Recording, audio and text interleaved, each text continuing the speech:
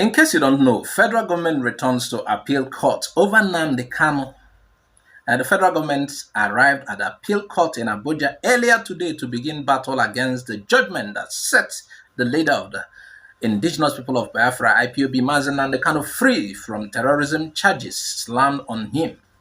The government was asking the appellate court to stay the execution of the judgment of October 13, which voided the rendition of Kanu from Kenya to Nigeria on account of breach of local and international laws. However, the court declines federal government's requests against Kanu.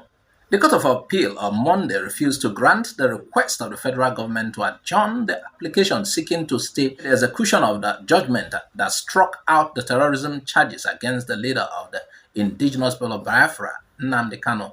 Rather, the court gave the federal government till 12 noon today to move its application.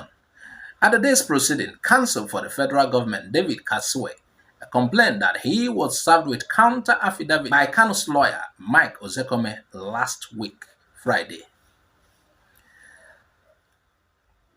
What happened was that federal government, a lot of people were expecting federal government to go to Supreme Court, take the case further to Supreme Court, but we had that.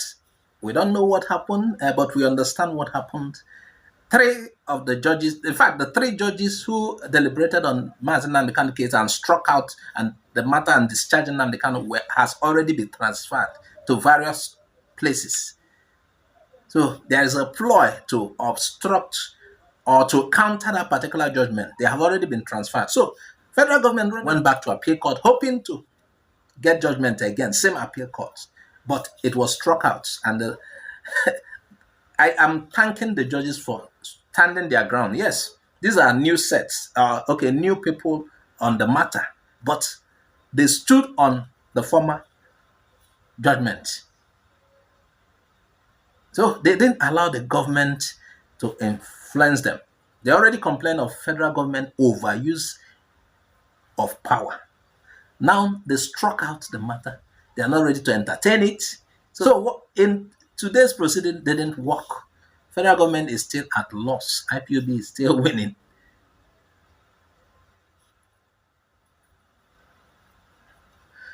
(2023) elections. Christians won't support APC's Tinubu Shetima ticket. Their Muslim presidential ticket. This is according to Northern APC Christians. The group urged the party to replace Shetima as its vice presidential candidate. Concerned Northern All Progressive Congress Christian Forum has again rejected the Muslim ticket of the ruling APC ahead of the 2023 presidential election. Bola Tinubu, the presidential candidate of the party, and his running mate, Senator Kashim Shettima, are Muslims. The group urged the party to replace Shettima as its vice presidential candidate. During a press conference in Abuja on Sunday, the group urged Christians in the APC Presidential Campaign Council to resign. Lucas Bako, General Secretary of the group, said the APC would fail in its bid to win the presidential election in 2023. The statement reads in part, "We bring you warm greetings to distinguished party men and women who, despite their busy schedules, have come out to attend this press conference. Given the recent composition of the APC Presidential Campaign Council, it is our firm position that the issue of Muslim ticket has been treated with kid gloves by the leadership of the APC. This, in our considered opinion, is a gross disregard for the religious configuration of the country and the need to ensure a balanced ticket that would address the concerns and reservations of the religious groups in the country. It remains a hard pill to swallow for the country's Christian community with the APC's action in fielding a Muslim ticket for the 2023 presidential elections. We also find it worrisome that the APC has not deemed it necessary to address this genuine concern in the objective of carrying all members of the APC family along in preparation for the 2023 presidential election. The Northern APC Christian Forum is concerned that the APC leadership's lack of respect for Christians in the northern Nigeria has reached an alarming crescendo, which could pass for a deliberate attempt to alienate the Christian population in northern Nigeria. Our concern also stems from the fact that the action of the APC can breed distrust among the religious groupings in the country.